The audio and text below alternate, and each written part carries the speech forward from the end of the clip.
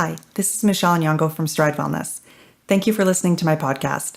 If this is your first time tuning in, make sure you go back and start at episode 1. The first few episodes of the podcast tell a story, so you don't want to miss out on the beginning. As I move along, it is also meant to start a conversation on grief and loss. Later in the series, I will host interviews with counselors, professionals, and others who have experienced grief and loss. Please take note that some of what you're about to hear may be difficult to listen to and might be triggering for those who have experienced grief, loss, or time in a hospital setting. Episode 2, David and Goliath. There's a popular story in the Bible about David and Goliath. Even those who are not churchgoers may have heard of this epic underdog story. It goes like this. There are two armies facing off against each other, the Philistines and the Israelites. Each takes up camp on opposite sides of a steep valley. The Philistines have a major bully on their side named Goliath, who came out every day for 40 days to mock the Israelites and challenge them to a fight to the death. Now Goliath was a giant of a man, 9 foot 9 inches tall in fact. Everyone feared him. The whole Israelite army, even the tallest man from the Israelite camp, who by the way was the king of Israel, named Saul, was scared of the giant Philistine. Well, actually, not everyone was fearful. There was a boy named David who wasn't afraid of Goliath. So after some persuading, David convinced King Saul to let him fight Goliath. Picture this. There's Goliath, a giant, a champion, a man who wears a full set of armor with all of its accoutrement, including a helmet, chest plate, and even protection for his legs, all of which weighed an incredible amount. He bears a javelin on his back, a spear and sword in hand. On the other side is a young man named David, wearing a tunic, equipped with a sling and some rocks he found in a stream. They try to fit David with a helmet, some armor, and a sword, but he found it too cumbersome. So, David brought a sling to a sword fight. Goliath wasn't one of those men who would take pity on a boy who was in way over his head. Nope, Goliath was infuriated that David was just a boy and had been sent to fight him. So Goliath went in for the kill. Young David ran to the battle line, grabbed out a smooth stone from his bag, put it in his sling, and skillfully swung it around and released it at just the right time, so the rock went whizzing toward Goliath and cracked him in the forehead. The stone had found a place where the armor could not protect. Face first, Goliath fell to the ground. David ran up and used Goliath's own sword to cut off his head to claim victory. This story was my motivation for my son. We would face what would seem like insurmountable odds, giant-sized obstacles, and Goliath-like moments. But we had a tiny warrior who needed to meet all these hurdles at the battle line where he could find victory over the NICU. From Stride Wellness, this is Michelle Nyong'o, and you're listening to Weary and Burdened.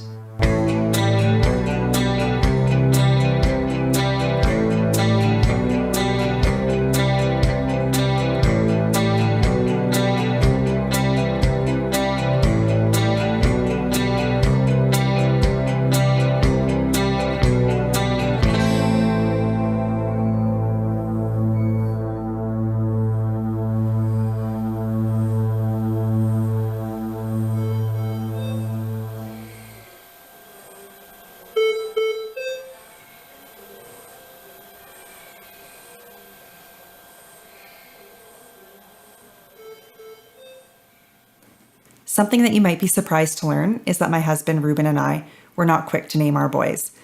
Maya and Kiana were named at birth. Joshua took a while, and the same could be said of baby number 4.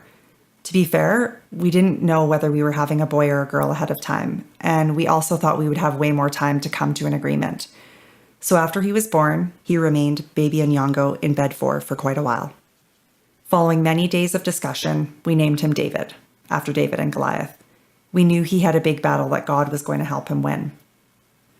By November 4th, I had been discharged from the hospital, and my parents had arrived with 3 smiling faces I'd been dying to see: Maya, Kiana, and Joshua. The hugs and kisses were the best part of a very few long days. We visited David, and the kids were shocked at his size.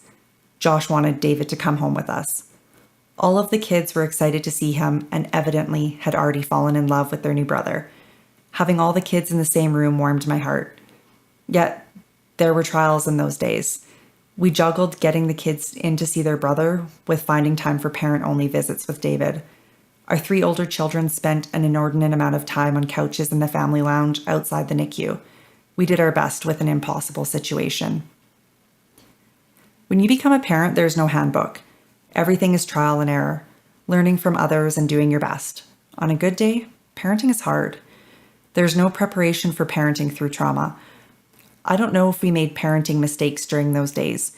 We took our children in to see their critically ill brother when the NICU was so busy that it overwhelmed them.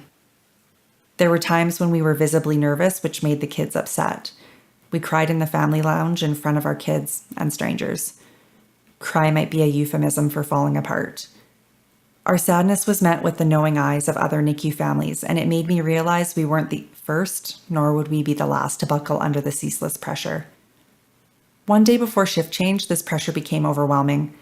We had a Goliath moment. It happened when we met the doctor who had the bedside manner of a post. She said, "Are you aware of what kind of child you may be taking home? You need to know because I don't have to take him home. The nurses don't have to take him home. You do." She went on to explain some possible problems we may face, then listed all his disadvantages in this exact manner. Born at 24 weeks, disadvantage. Small at birth, disadvantage. Problems with blood pressure, blood sugar, and respiration, disadvantage. Being born with an infection, disadvantage. His only advantage is that he's half black.